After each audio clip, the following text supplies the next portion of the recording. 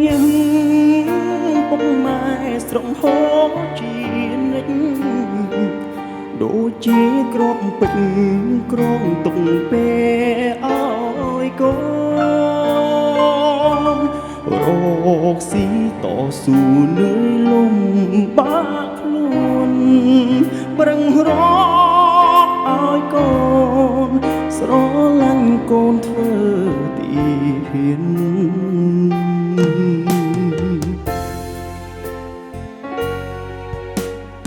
ដៃ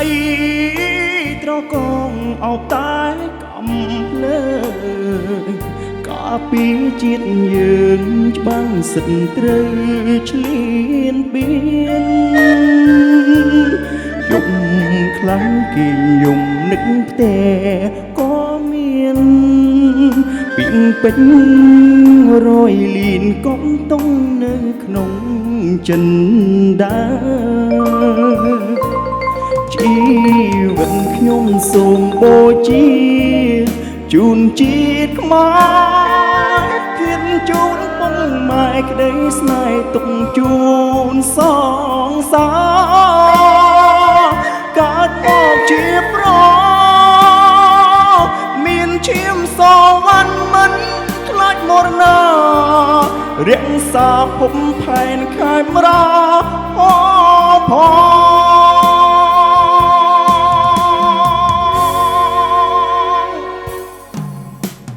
សងសាអើយអូនសាយកុំសត់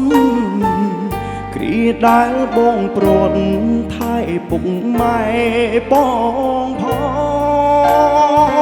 ងកុំឲ្យគាត់ឈរមាត់ទ្វីចាំបងព្រោះក្នុងបេះដូងបងវិលជួបជុំវិញហើយ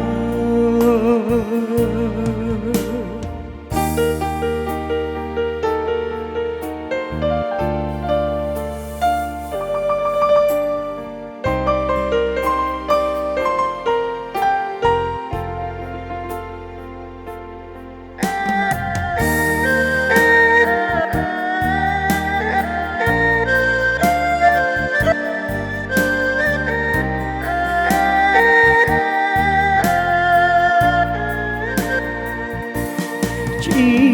វិតខ្ញុំសូមបូជាជូនជាតិខ្មែរឃានជូនពុកម៉ែក្តីស្នេហ៍ទុកជូនសងសា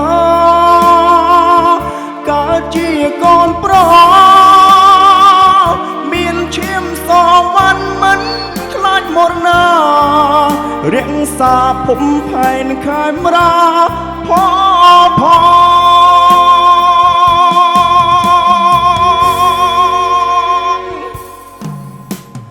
សង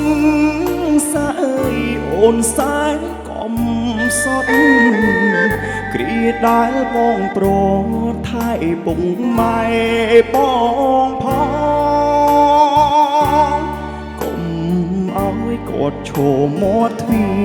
ចាំបងព្រោះក្នុង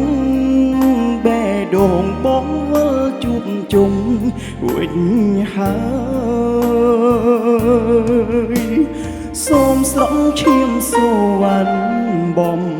រើរដ្ឋាជាតិខេមរាជាឈ្មោះខ្ញុំផង